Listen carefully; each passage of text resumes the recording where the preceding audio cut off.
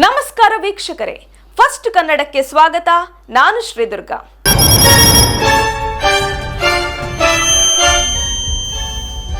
ಸ್ನೇಹಿತರೆ, ಕಳೆದ ಕೆಲವು ದಿನಗಳಿಂದ ದೇಶಾದ್ಯಂತ ನೀಟ್ ಪರೀಕ್ಷೆ ಅಕ್ರಮದ ವಿರುದ್ಧ ಕಿಚ್ಚು ಹೊತ್ತಿ ಉರಿಯುತ್ತಿತ್ತು ಅನ್ನೋದು ನಿಮಗೆ ಗೊತ್ತೇ ಇದೆ.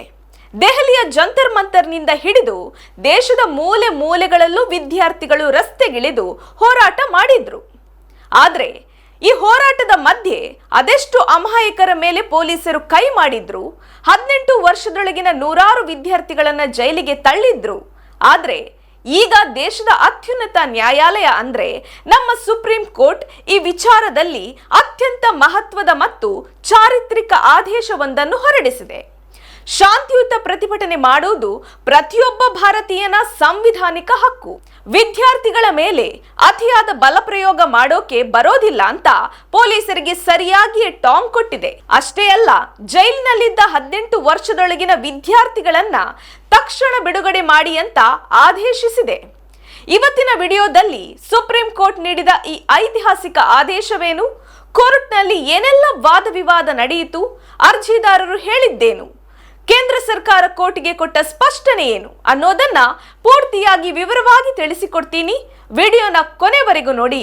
ಆದ್ರೆ ಅದಕ್ಕೂ ಮೊದಲು ನೀವಿನ್ನು ನಮ್ಮ ಚಾನೆಲ್ ಅನ್ನ ಸಬ್ಸ್ಕ್ರೈಬ್ ಮಾಡಿಲ್ಲ ಅಂದ್ರೆ ಈ ಕೂಡಲೇ ಸಬ್ಸ್ಕ್ರೈಬ್ ಮಾಡಿ.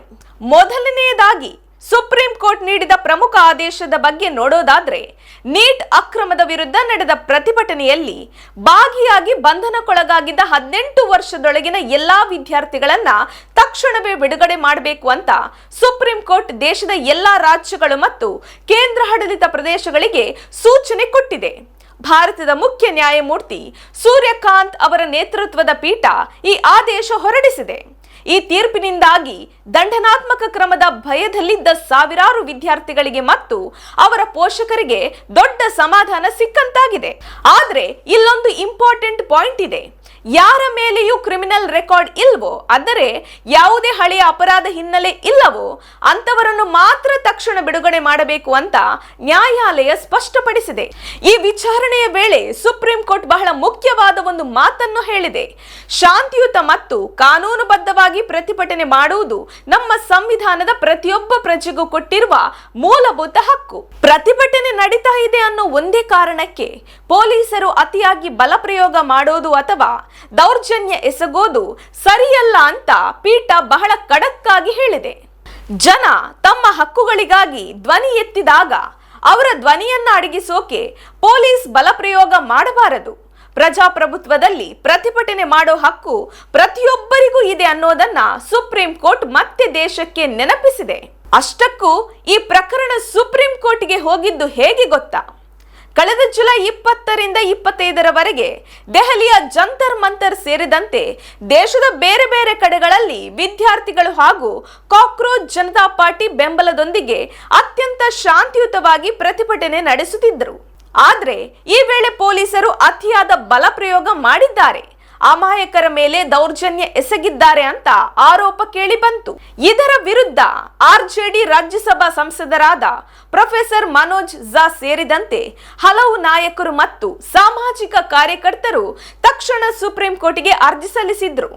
ಅರ್ಜಿದಾರರು ಕೋರ್ಟ್ ಮುಂದೆ ಏನು ಮನವಿ ಮಾಡಿದ್ರು ಗೊತ್ತಾ? ಪೊಲೀಸ್ ದೌರ್ಜನ್ಯದ ಬಗ್ಗೆ ಹೈಕೋರ್ಟ್ನ ನಿವೃತ್ತ ನ್ಯಾಯಮೂರ್ತಿಗಳ ಮಾರ್ಗದರ್ಶನದಲ್ಲಿ ಮತ್ತು ಸುಪ್ರೀಂ ಕೋರ್ಟ್ ಮೇಲ್ವಿಚಾರಣೆಯಲ್ಲಿ ಸ್ವತಂತ್ರ ತನಿಖೆ ಆಗಬೇಕು. ಇದಕ್ಕಾಗಿ ಡಿಜಿಪಿ ದರ್ಜೆಯ ಅಧಿಕಾರಿಗಳು ಮತ್ತು 2 ಹಿರಿಯ ಮಹಿಳಾ IPS ಅಧಿಕಾರಿಗಳನ್ನು ಒಳಗೊಂಡ ವಿಶೇಷ ತನಿಖಾ ತಂಡ ಅಂದ್ರೆ SIT ರಚನೆ ಮಾಡಬೇಕು ಅಂತ ಒತ್ತಾಯಿಸಿದ್ರು.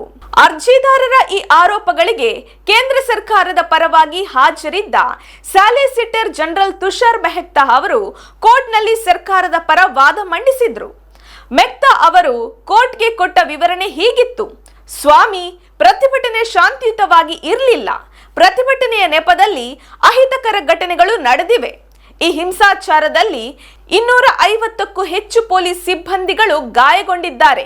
ಪ್ರತಿಭಟನೆ ನಡೆಸ್ತಾ ಇದ್ದ ವಿದ್ಯಾರ್ಥಿಗಳ ಮಧ್ಯೆ ಕೊಲೆ, ಅತ್ಯಾಚಾರದಂತಹ ಗಂಭೀರ ಪ್ರಕರಣಗಳಲ್ಲಿ ಭಾಗಿಯಾಗಿದ್ದ ಸಮಾಜ ವಿರೋಧಿ ಶಕ್ತಿಗಳು ನುಸುಳಿದ್ದವು.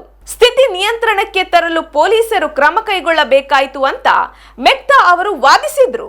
ಎರಡೂ ಕಡೆಯ ವಾದ ಆಲಿಸಿದ ಸುಪ್ರೀಂ ಕೋರ್ಟ್ ಯಾರೇ ತಪ್ಪು ಮಾಡಿದ್ದರೂ ಬಲಪ್ರಯೋಗ ಮಾಡಿದ ಅಧಿಕಾರಿಗಳ ಜವಾಬ್ದಾರಿಯನ್ನ ನಿಗದಿಪಡಿಸದಿದ್ದರೆ ತನಿಖೆಗೆ ಬೆಲೆ ಇರುವುದಿಲ್ಲ. ಹಾಗಾಗಿ ಇದರ ಬಗ್ಗೆ ಸ್ವತಂತ್ರ ತನಿಖೆ ನಡೆಯುವುದು ತೀರಾ ಅಗತ್ಯ ಅಂತ ಅಭಿಪ್ರಾಯಪಟ್ಟಿದೆ.